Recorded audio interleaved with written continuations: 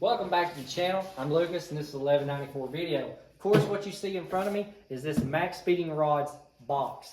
Now, when you purchase a car, one of the first things you're going to want to do is personalize it so that you can stand out away from the crowd. And normally one of the first things you do is going to be custom wheels, lowering suspension or raising your suspension, and a custom exhaust. And you also can do performance parts such as turbos. Well, MAXSPEEDINGRODS.com has everything you need to customize your car. And they've sent us a full suspension kit for our 67 Ford Mustang Bodyswap conversion to fit our 05 to 14 Ford Mustang power plant chassis. Okay, now here it is all laid out on our bench top. And behind us, you'll see our 1967 Ford Mustang Fastback Bodyswap conversion that's sitting on this 2013 Ford Mustang GT. Now this kit right here fits the 05 to 14 Ford Mustangs. Now what we have in this kit for the rear, for the suspension, you have your top isolation boot, you have your spring of course, and you have your adjustment. That's for your rear. Also, when you're lowering the suspension of a car, you're going to want to set out that sway bar so that it's adjusted correctly with your height, whether it be higher or lower. So this kit comes with adjustable sway bar links. Now that right there is going to be real nice so that you can get that sway bar straight and exactly at the correct angle with your suspension. Now also with the rear, your shocks. That also adjusts and locks down with the retainer and the toolkit which comes in the package. Now also we have our fronts. Now the fronts are already assembled. Everything looks very nice in the kit. You have your adjustments here where you can adjust it up or down. And what's real nice about this is you can adjust your camber really nice up here at the top. Also along with the bottom, which you have a little adjustment on your spindle. But you can do that, and you have a keyway at the top, the little knob, and you can adjust how soft or hard you want your suspension to ride. So if you want to take it out to the track, pop the hood, pop the trunk, adjust that knob, or if you want to set it for daily driving, you can do that as well. But MAXSPEEDINGRODS.com, they're going to have everything you need right here in this kit for your car. And not only do they supply kits for the Mustang, but every car. So you can go on their website, they have a little bar, you can put in your year, make, and model, and it'll take you right to the parts you need. But we're going to go ahead and get these installed. Go ahead, if you check it out on the website, put in code 1194video, all one word, checkout, to get 10% off of your purchase. Now we're going to be removing the wheels on this car. I'm going to go ahead and remove all four. I'm using a lift. If you don't have one, use a jack and stands. But use the correct socket for your lug nuts and take off your wheels. The first thing I'll be doing is removing the sway bar link from the sway bar. I'll be using my 3/4. I'm gonna get it behind there and take that off. I will leave it on the top part of the strut since the whole strut is gonna be removed. That way I can just go ahead and take the bottom loose and pull it aside.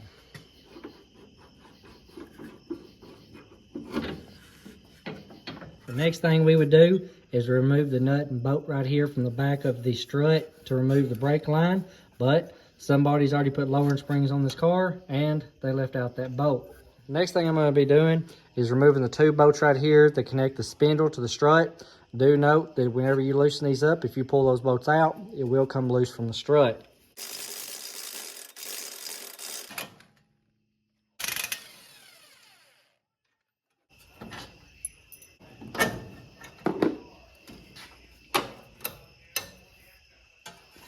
Now's a good time to go ahead and take your ABS sensor, if your car is equipped with it, and remove it. Now using a 13mm socket, you have the strut tower bolts at the top. That right there is what holds the strut to the car. So once you remove these, this right here is going to fall out. So make sure you secure it first before loosening up them nuts. The very last one, I'm just going to hold it in place.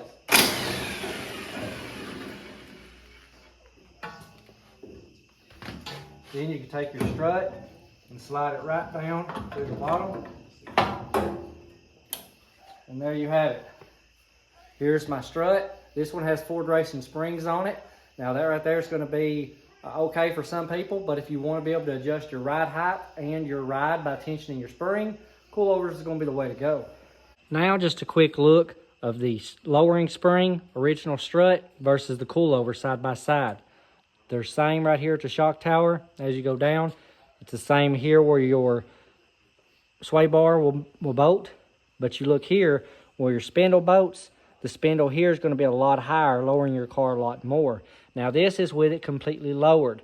Now my car was already lowered and nearly on the ground. So you can see There's plenty of adjustment with it all the way in. And now you can see it was adjusted all the way out, how much more height you have than this factory setup here with lowering springs. So there's plenty of adjustment in these coilovers. Now before I put these on, the first thing I'm doing is just getting these settings right here matched up with the settings that I had already as just a standard for installation.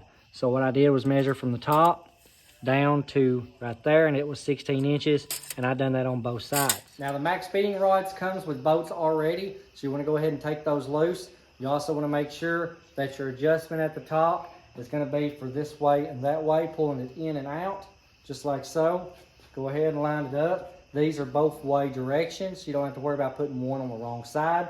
Go ahead, just like the other side, place it in through the bottom, line it up with the holes, slide it up, go ahead and put you some of the nuts on there, and then go ahead and torque the top nuts down. Next thing you're going to want to do is put these adjustable sway bar links in place, so that's what I'm going to be doing next.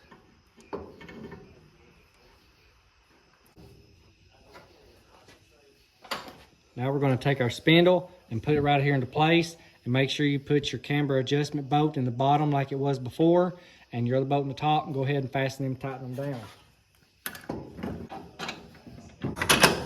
Put your nuts on the back and then bolt them down and torque them to the spec it needs to be torqued. Now you can go ahead and take your brake line, mount it in the right location, and take your ABS piece here, go ahead and take it and pop it into that factory location, and then you're all set down here. We've tightened our bolts to the top of the shock tower.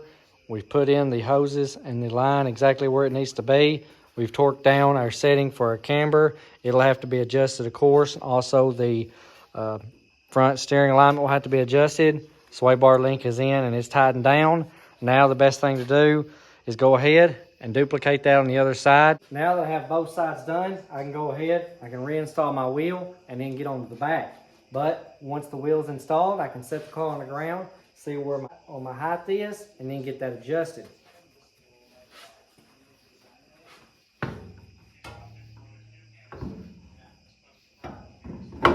Go into the rear of the vehicle, the carpet removed, remove the nut from the upper shock mount on both sides, right next to the inner wheelhouse.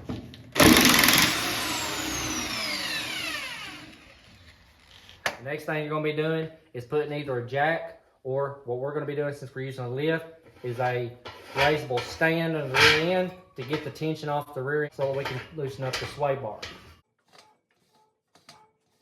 Now we're going to be taking loose this link right here that holds the sway bar up to the body.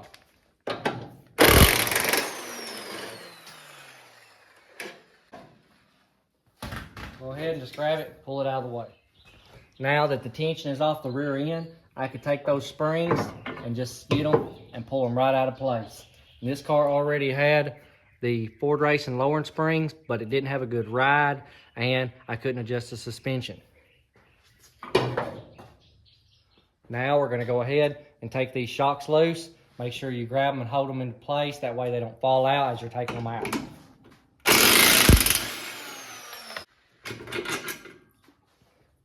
Okay, now that everything has been removed, we can go ahead and start installing our products. Now, one thing I will note that is nice to have is one of these adjustable panhand bars. Now, I already have one equipped on this car, but if you don't have one, you're definitely going to want to go get one so that when you lower your car, you can make sure you adjust that rear end to be centered with your car. So let's go ahead and get to the next part. Now, this here is the lower portion. There's the isolator there. Here's the spring. One thing I did different, I cut the isolator boot for the top, and I taped the isolator spread out at the top so that it would be my cushion to go in between and line up in that center hole. So this right here will line up perfectly with that isolator boot now into that center section. So this right here is going to go right on top of the rear end, and the spring will sit right on top of that. Next, you're going to take your rear shock right here and your adjuster at the top. You can take an Allen wrench, go into there and pull that right off so that you can get that nut off, and then separate these two boots so we can get it mounted up at the top. So go ahead and get this right here, set down up there through the top, through the hole, put the nut on, and then we'll get back down here in the bottom.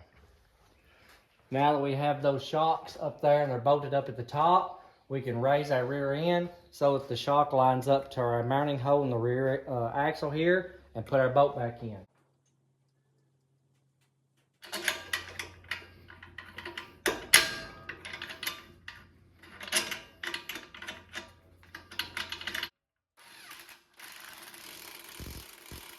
Now we can get our sway bar, go ahead and slide it back into position.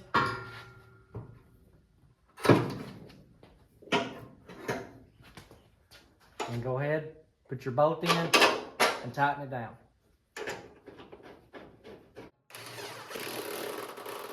Now that the rear end is hanging on its own, this right here is not making contact yet. So what I'm going to do, I'm going to adjust this spring up till it contacts the upper side of the car body. Now I've adjusted my spring. There's plenty of tension on the spring. I went ahead and locked down my lock nut. Now it's just a matter of torquing everything down, adjusting all your sets, locking them down tight, and getting our wheels on and checking our stance. Now we can get back to installing our wheels and then sitting on the ground and getting our stance right.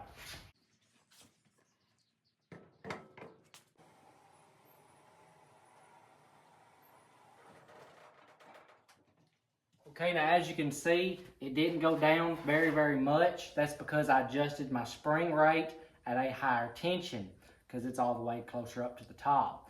Now, I do like the stance of where this is sitting right here, so I'm probably not going to need to adjust it. All I'm going to do now is go ahead and take my tape measure and measure from the ground to the center point of your wheel well, and that's going to get your height difference. You're going to do that on this side, you're going to do it on the other side and the front as well. And then you're going to sit back, look at your stance, and see, is it exactly where I want my car to sit? So let's go ahead, let's take this car right here and drive it outside and see exactly how it looks.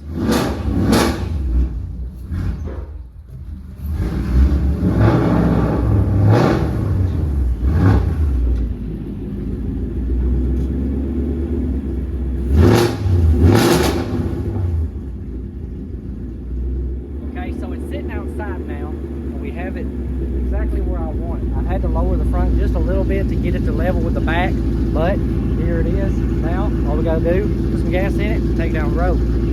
Here you can see the stance of it with the coilovers on the car.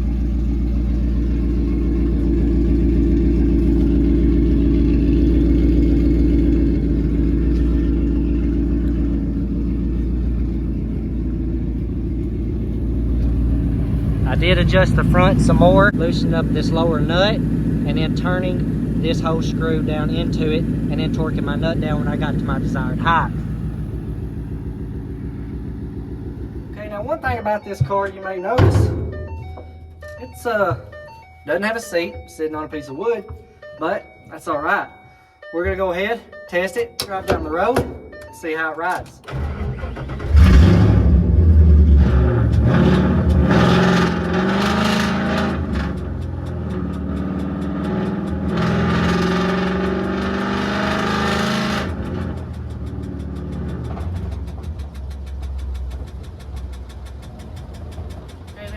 Noise is going to probably be my valve stem hitting my brakes. So we'll take it back to the shop.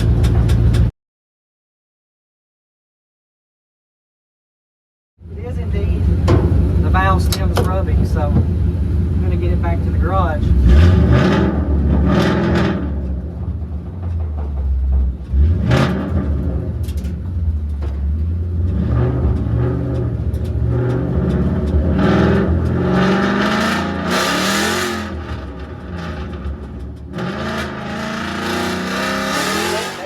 Video. I hope you enjoyed it, and I hope you go to MAXSPEEDINGRODS.com. You can check out the link below and see what they have on their website. I'm pretty sure it's going to be something you're going to want to put on your car. And enter code 1194 video at checkout for an extra 10% off. But don't hesitate. Go ahead right now to the website and check them out.